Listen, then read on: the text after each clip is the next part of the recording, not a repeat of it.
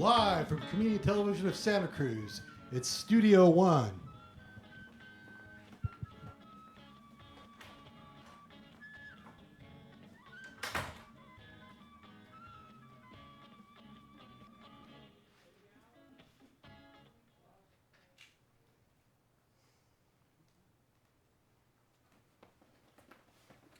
Here we go. Snacks. Anyone? Okay, I'll just set them down here for later in case anyone gets hungry. Well, now, before we get started, I just want to say how much I appreciate the both of you for allowing me to be the arbiter of your marital dispute. All our friends care about you and are hoping that you can get through these problems. As for me, I strive to be even-handed and non-judgmental, so I am confident that I will be able to help settle whatever small misunderstanding that you are experiencing. So, now, what is the main issue? She's gaslighting me. I am not. He's projecting. Okay, I can see I have my work cut out for me here. Okay, so let's start with whatever event caused this impasse. This is a waste of time. You agreed to it. To get you off my back. See what I have to deal with? Okay, let's calm down. You're both here now, so let's all of us work together to try to get to the bottom of this. Barbara, why don't you tell your side first? Not fair. Will you let me speak? Keith, when Barbara is done, you'll have a chance to tell your side. Okay. Barbara, you were saying. I'll start at the beginning. When Keith and I first met, we didn't have much, except for a small studio apartment, a car that barely ran, and our love for each other. During those lean years, he was always looking for ways to make some extra, much-needed money, and at first it was odd jobs, and I admired his dedication to being a provider, especially after the kids were born. But as the years went on and our financial situation improved, he didn't give up on his money-making projects. Well, that doesn't sound bad. But he went from actual work to get-rich-quick schemes. He followed every one that came down the pike, no matter how ludicrous they sounded. Needless to say, none of them have shown any real success. Not true. Still my turn to speak. Wait, you'll get your turn. So as I was saying, these pursuits have not only been fruitless, but they've been so all-consuming that we don't do the things together that we used to do. Okay, that was well expressed. Now, what do you want to say, Keith? Plenty. First of all, thank you for finally admitting that everything I do has been for family. But they're not schemes. They're investment opportunities. And secondly, I know I don't always tell you what I've been up to, but it's because I don't want to bother you with the minutia. It's tedious. And thirdly, making money is overrated. It's about the thrill of the pursuit. Okay, those are all valid points. How are they valid? I've been calling them schemes because that's how they appear to me, and saying that I'm not interested in the minutia of what you're working on implies that I'm a dumb, shallow female airhead. I didn't say you were dumb. All I was saying is that Keith has a right to his feelings. In his mind, he believes he is doing the right thing by being a better provider. That's what I keep saying. That's what you used to say. Now you're silent about what you're working on. And the whole point of a get-rich-quick scheme is to, get rich. It's not about the thrill of the pursuit. It can be both. Whatever it is, it has gotten out of hand. Do you agree with that, Keith? No, that's an exaggeration, okay? I do other things. Like what? Like, you know, stuff. Okay. Let's not get off track here. Let's hear each other out instead of accusing each other. What it sounds like is that Keith is now doing something on his own that the two of you used to do together. Am I right? Yes.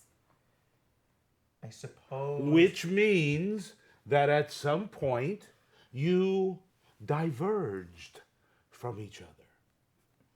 So it seems to me, in order to get to this point, we must go back to where it first became apparent. Well, I'm not the one who diverged. Now, Barbara, let's act civilly. Certainly we can discuss this maturely. Yeah, maturely. Now, let's both be civil. Barbara, you were saying something. Yeah. I think the split started around the time we were doing better economically, but Keith kept going with his side hustles, even though they weren't necessary You anymore. can't be too careful in this modern economy. Well, Keith does have a point there. That's when he went from honest work to get-rich-quick schemes. Not schemes. I'm just, trying to make money that doesn't wear me down physically. They're schemes. I'm working smart instead of hard. This feels like the point of diversion. Barbara, what were these ways of making money that you found objectionable? Well, the first one that set off alarm bells was his selling knockoff merchandise with fake designer labels. And that was an inside joke. It's still counterfeit product. I only sold it to friends. In bulk, so they could sell them to other people. Shows I'm a smart businessman. It's a Ponzi scheme. Oh, let's calm down here. Now, Barbara, why was this particular incident a turning point? Was it because you found it dishonest? No, because he did it without asking for my input. But certainly the appearance of deception was also bothering you as well. Not particularly. Oh, I thought from the way you were describing your objections that was the reason. If someone wants to throw their money away and get fleeced, that's their problem. I just want to be included in the conversation. Oh, wasn't expecting that. But we'll go with it. So, for you, it was all about the partnership. Exactly. We used to do everything together. Now he goes it alone without making me a part of it. Okay, I see. So, Keith, why didn't you make Barbara a part of that plan? Well, like I said, I didn't want to bother her. When was I ever bothered by your ideas? Good question. For it appears Barbara is not bothered by your chicanery. Yeah, because I'm not judgmental. At least someone isn't. Oh, okay, I'll rephrase. What made this plan so different that you didn't want it to be a bother? Yeah, what were you hiding? Nothing. Then why exclude me? Now let Keith explain himself. You say it was the knockoff merchandise. I say it was an inside joke amongst friends who were just trying to show off, and them selling to other friends was just our way of spreading the fun. And, well, I know that, it's been a lot easier since we first got together, even with the kids showing up, but I was having such a good time I didn't want to give it up. But didn't you see the potential risks? I think that's what made it fun. Is that why you found it enjoyable? Yeah. Why was it more enjoyable than your family? Now, don't attack Keith. See what I have to deal with? Okay, you both have established that you have to deal with each other. What I am gathering, though, is that the point of contention is not moral turpitude, as I first supposed, but rather lack of communication over money-making ventures, and that led to the rift in your relationship. Well, I've been trying to communicate. Oh, so it's all my fault. It wouldn't be if you would just talk to me once in a while. Now let's not point fingers at each other. I sense we've come to the crux of the disagreement, which now requires understanding, which is a part of effective communication. Keith, you need to sympathize with Barbara and her concerns about you splitting away from the family. And Barbara, you need to understand why Keith wanted to do something on his own. Okay, well, I just want you to know I never had any intention of leaving you or the kids. I was just trying to hold on to something that brought me joy. Why didn't you say something? It didn't happen all at once. I kept doing it at first because it was the right thing to do, or so I thought. And then, I got that promotion and the raise, and our burdens lightened. We even had that celebration. I remember. And you said I wouldn't have to struggle anymore to make ends meet. And we could just enjoy our lives together. At first I tried to make that work, but I missed the thrill of the pursuit, the chase for new riches. And I couldn't put it down. You could have told me that. I wasn't sure you'd accept it, so I kept it to myself. So that's where it all began. I tried to keep it a secret, but I guess it was just a matter of time till you found out. I had a feeling. More progress. This is good. I guess I can admit that some of my ideas were ridiculous. Yeah? Like the Velcro toupees? You knew about those? I overheard you talking about it. I guess I didn't do a really good job of making it a secret. Well, maybe subconsciously you wanted me to know. In the beginning, I thought it was a good idea. Maybe I wanted to get caught. I sensed that you were in conflict with yourself, but I just didn't want to doubt you. I think that's what I needed. Skepticism can be a healthy thing. Oh, I forgot you were here. Yes, that happens, but I'm beginning to sense a reconnection here. Yeah, we were caught up in something. Okay, but, surely not all my ideas were ridiculous. The ones I knew about didn't seem very sound. Such as? The do-it-yourself colonoscopy kit? What's wrong with doing things yourself? Nothing, but some things should be left to trained medical professionals. Good point. So, there must have been, one idea that was actually a good plan. Like the home alarm system that works by releasing a swarm of hornets? Well, when said aloud, it does sound pretty preposterous. And dangerous, which is why you need my input. This feels like a real breakthrough. I just wanted my own sandbox for me to play in. All I wanted was to join you in that sandbox. Maybe we could get a real sandbox, for us. Yeah, just like Brian Wilson.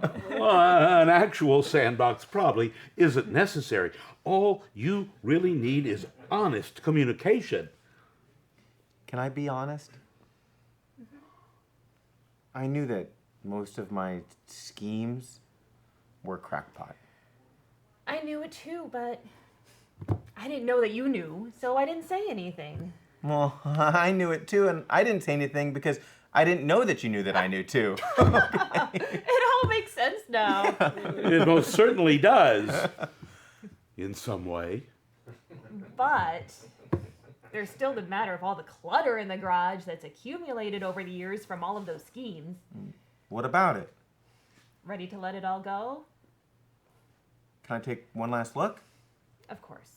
One last trip down memory lane? Yes, that's one reason. Find a few things to sell, make a few extra bucks? There is that too. We could do it together? At long last. Now we're getting somewhere.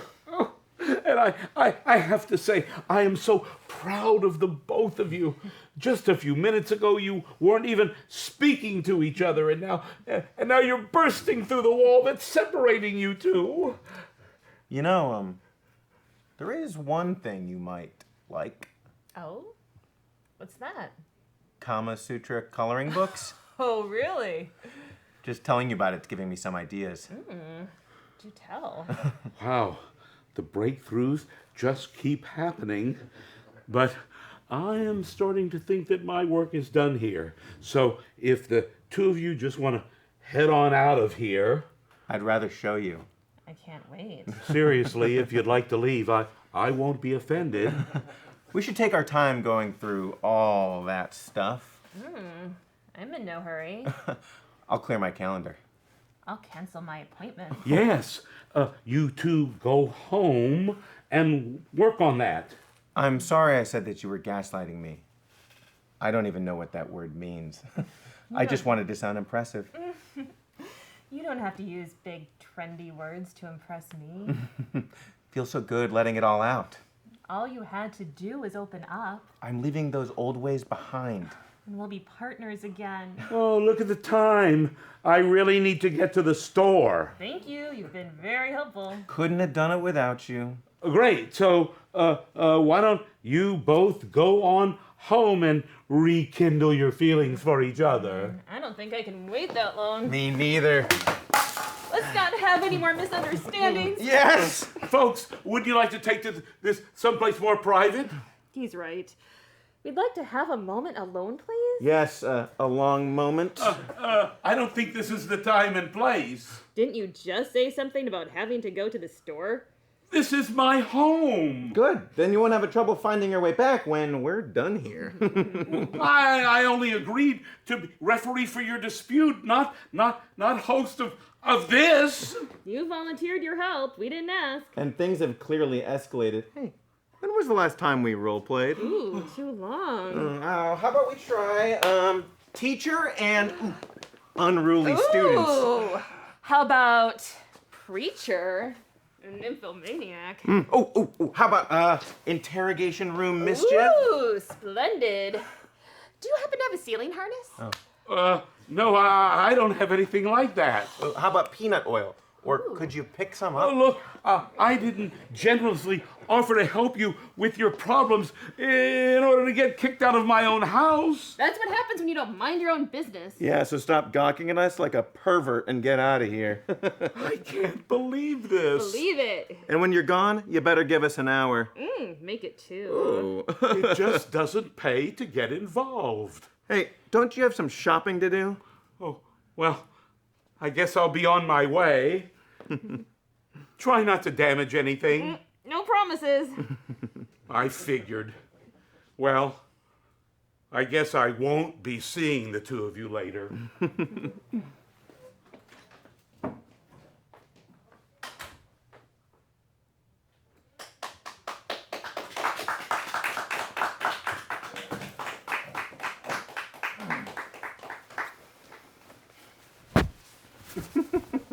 Thank you, everybody. Thank you for doing this. Oh, how much time do we have? Well, how much time do we have? Anyways, I have to fill up the rest of the time here. But thank you all for doing this. So yeah, this was a big adventure here, and somehow we managed to get this done. Somehow we pulled it off. Maybe it feels like we need another rehearsal, but I think we did the best we could here, despite everything that we had to contend with. So, how much time do we have?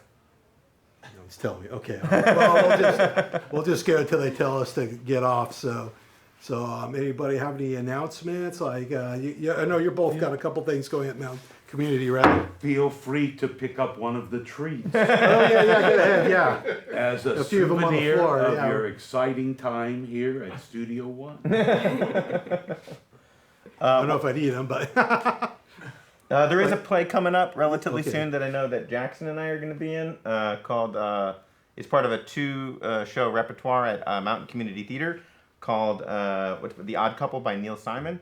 I know that, so Neil Simon updated his play, maybe 10, 20 years ago and did a revision of it called Oscar and Felix, A New Look at the Odd Couple. And then we're doing that in repertoire with the female version, which is called The Odd Couple, the female version. And those are both at Mountain Community Theater, opening up on March 22nd at 8 p.m. And tickets are live now, so I know that we're really excited about that. mctshows.org. That's correct. That's correct. Yeah, so that's what we've got coming up, and you've got some exciting stuff coming up, right? I've got a few things. So I'm in a film called The Fury, which is a fantasy horror film, and that is in post-production right now, and it should be out at film festivals in the next few months.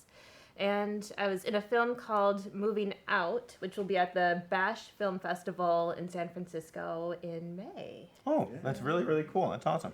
Nick, you just actually got accepted into something, right?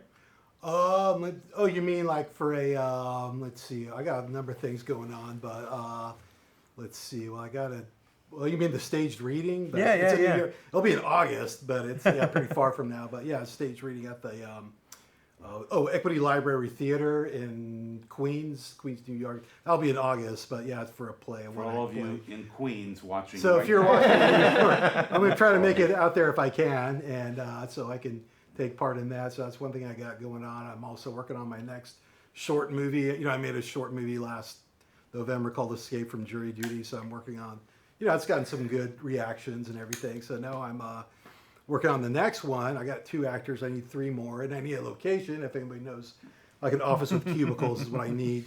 So I'm working on that, and then I'm gonna do another show here, but with another writer's script. So I'm got to get that going. Also, kind of looking for a new job too, but that's a whole different If anyone matter out there there. knows of a job for Nick, that's a whole you can different come to the soap satellite opera. studio right now. Oh yeah, whole different soap opera. But yeah, so that's what I'm doing. So I don't know how much. Nick, can we ask you some questions about? Oh yeah, go for it. Yeah. So I never really talked about what inspired you to write this particular play. Okay, yeah. Well, like these your 2 characters are actually spun off from another short play I wrote. I don't know if you had a chance to read it, but yeah, I wrote a play that takes place in a cafe, and like all the various customers come in and out. And these 2 are actually based on 2 characters, like minor characters from that play, about like this cafe where people come in and out, and they're the regulars that heckle everybody and give everybody a hard time. And anyways, there's like this arguing couple that comes in, and they argue about like some have to do with fake merchandise actually. And I thought, then they leave, and and so then the next customer comes in. But I thought, hey, those 2 seem like they could have their own kind of story. So when I was trying to come up with the script to do here again, I thought I'll take these 2 and maybe give them a friend to try to, help them through whatever troubles they're having. And so it just kind of went from there. And when I started last year sometime, but yeah, so it was like, even though it's a comedy piece, but you can kind of see how, it could have like serious undertones to it. Like, because like, what if it was like some kind of like, you could say Keith might have some major addiction problem, like right. Let's say, and like if it's something like maybe he's a gambler or an alcoholic or something, then it's like a whole different story, and it's a little more serious. But this, I just wanted to make it a little bit light, So, Yeah. so I kind of, so that's what I did with this. So that was the background for this whole how this all came about. But yeah, it was fun to write, and it took a while to kind of get it all together for various reasons. But yeah, here it is. And but yeah, I like what you all done with it too. So really, the 3 of you just did a great job bringing it to life. I know it wasn't always easy trying to find. We had some adventures there trying to find rehearsal space. I got locked out of various offices. So I'm sorry, was that 5 minutes? Is that it? Okay, yeah, good. All right. So I make sure. Yeah, no clock in here. I feel like I'm on a mushroom trip or something. Figure out what's going on here. But what about that character of JP? Because I remember when I first read the script, I thought JP's character was really cool, and it feels almost like a Poirot or like another mystery sort of investigator. Oh, or something for sure, like that. yeah. Jackson, I don't know if you felt the same way about JP. Yeah, I did. Yeah. Not Poirot, but Columbo? I feel like I saw a lot of Poirot. actually I like to recall some physical images. I have to drink some water, excuse me. Of course.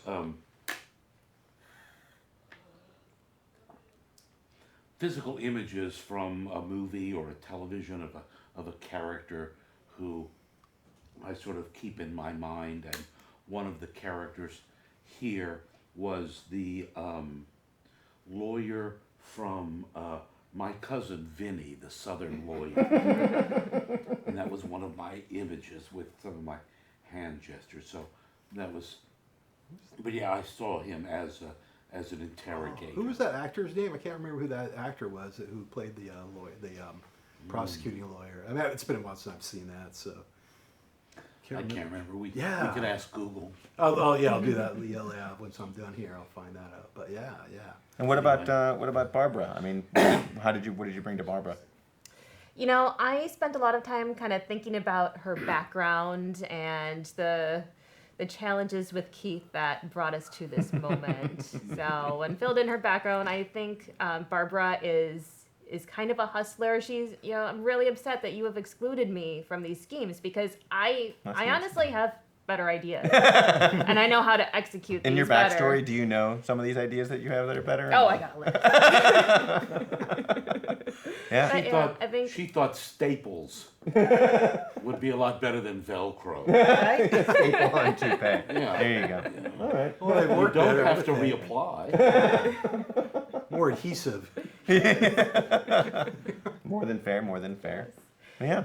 And then Nick, this is not the first time you've done a show here, right? I mean, you do this. Oh no, pretty regularly. I've done a few shows here. This is the first one I've done in a while. Actually, the last was before the pandemic, so it's back in I guess 2019 was the last time I did a show here. So yeah, then we closed, and then I did a couple of my plays were done like way off Broadway in New York, so that was pretty fun. And then I wanted to come, I wanted to do this again, because it is pretty exciting despite all the, maybe because of all the challenges. Maybe that's what makes it exciting. So yeah, and it took all right, gotcha. All right, so all right, so yeah, and I thought okay, and I actually did originally ask a actual couple to play your two parts, but Too real for them. no, I think one of them moved away. Yeah, there are a couple local actors, but I think one of them moved away, or one of them got a job in Gilroy or Watsonville. I can't remember. Anyways, it was just maybe they just wasn't within their schedule. So I said, well, okay.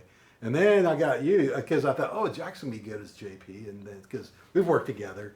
Actually, Jackson's the only one here I've worked with like a few. We worked together a few times actually. This is my third time to do a script. Yeah. So I thought. What I wanted to say was